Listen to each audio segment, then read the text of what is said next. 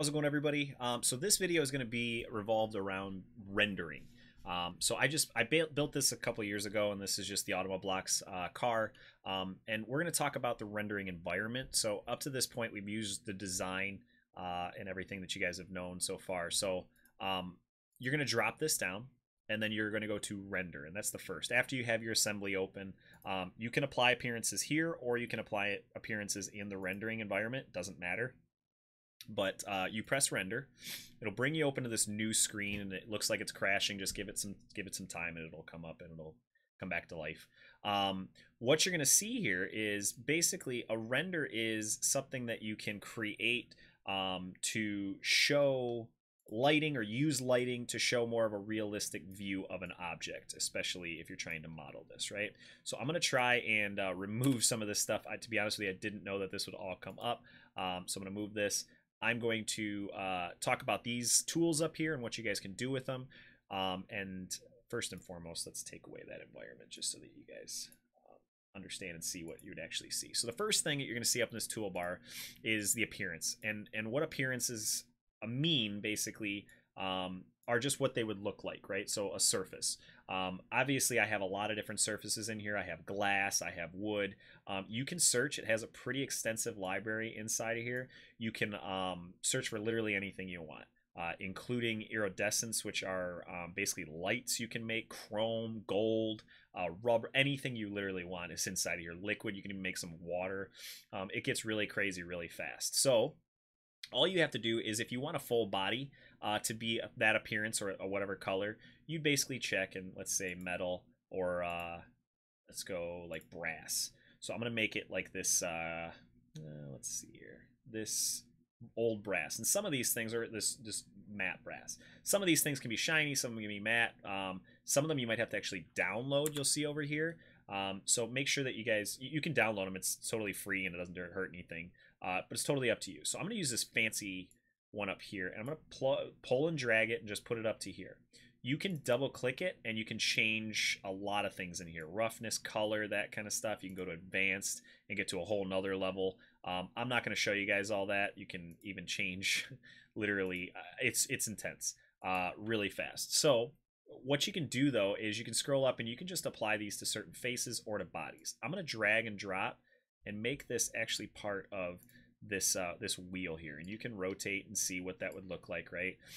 It's polished, and if you double click it, I think my roughness was a little, and you can change this a little bit and make it really like glisten, right? So it's all shined up and chromed out, and you can see even the reflections kind of go into whatever I had before. So what you can do is you can drag and drop that to multiple places. But after you have all that done, and after you have all these applied like I do, I'm going to undo that just for my sanity. I made mine chrome. You can do a lot with beyond appearances. So that's the appearance thing. You drag and drop and you change those things. You can change the lighting. So if you come into scene settings, that's the next tab that you see over there. You can change the brightness of this light. So we're going to drop this. I don't mess with that too much because they seem to be pretty well spot on.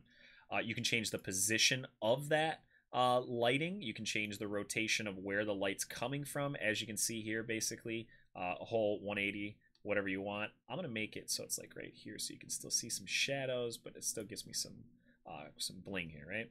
So beyond that, you can do ground scale, and this doesn't matter very much until you apply a background. So I'm going to leave that alone for now.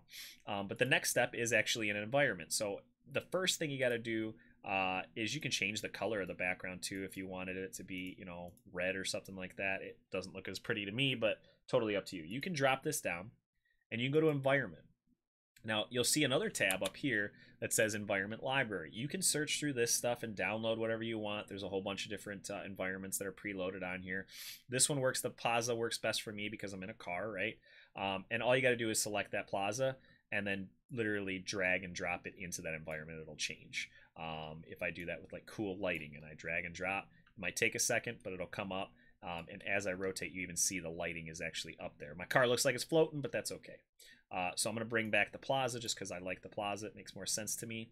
And now what you're going to see is if I bring these settings over and bring this over a little bit so you can see it, now you're going to see the ground scale you can make your car really tiny or really big compared to whatever, you know, it's going to look. I think like about here looks good.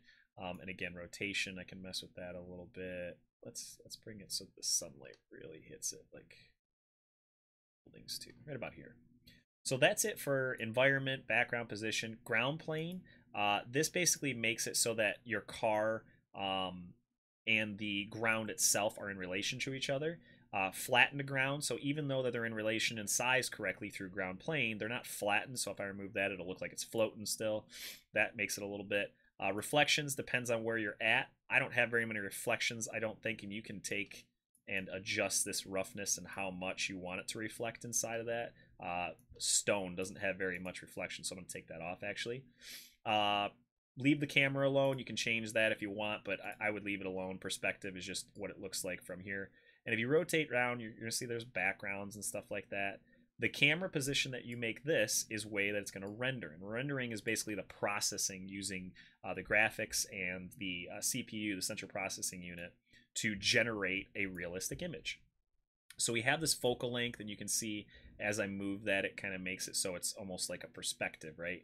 I'll change it to like 40. Exposure, again, is just how much light you're giving that object so that it can shine or not shine so much.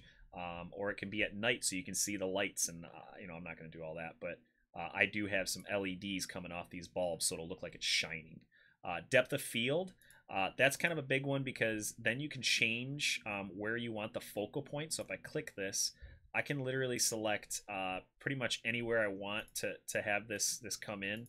Let me refresh that. Sorry. Oops. Undo. Fresh. I think it's crashing on me a little bit. This may happen because rendering is very intense on your computer, especially on this browser version. But I'm glad this happened. You guys can see what might happen. You just refresh the page. It should come back. And if it doesn't, like mine doesn't, of course, let's see what I did. Let's see if I can bring this thing back here. I rotated, it comes back. There we go. So what happens is it's actually too far down. So the depth of field, if you look at this, let me see if I can view aspect ratio.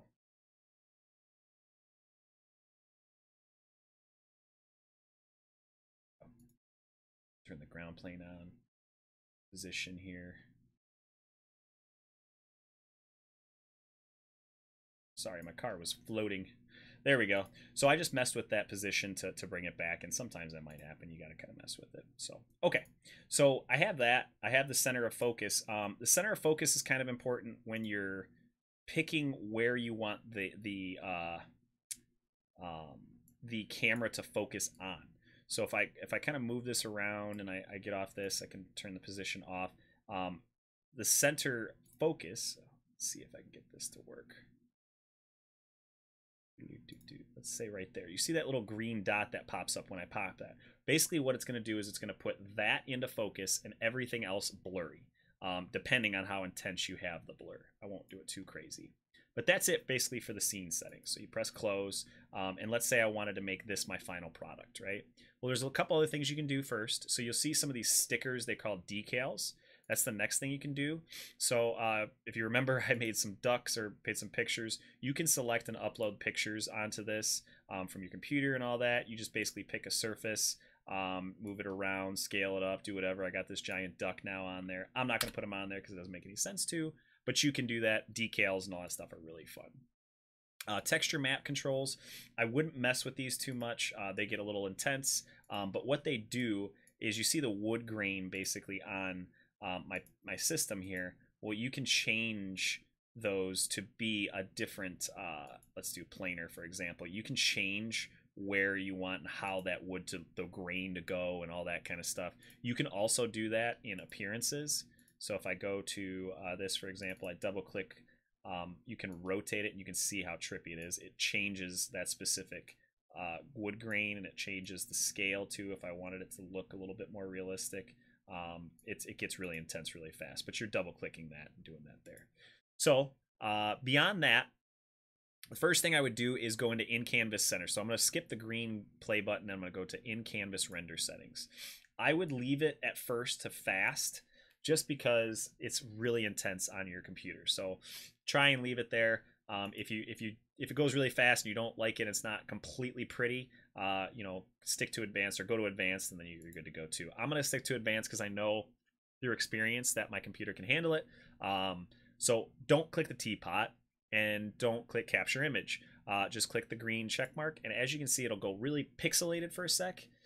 It'll freak out. It'll act like it's crashing. Looks like that.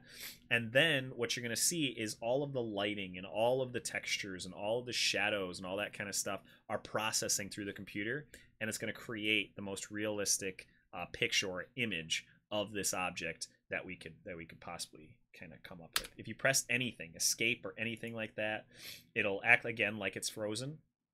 Or you can come up to here to press stop. It'll stop the render immediately. And let's say I don't like that view. I wanted it here. I don't like that it's blurring at all, so I'm going to take that depth of field off actually, and then I'm going to press the play again. Might go a little faster now. Yeah, and now you can see the glass, you can see the rubber, you can see the chrome. It makes it look a little bit more realistic. Now, the longer you wait, depending on your processor, depending on your GPU, all that kind of stuff, your internal components of your computer, Chromebooks, if you're on those, might take 10 minutes tops to get to this excellent down here. This is kind of the processing. It's taken 23 seconds right now.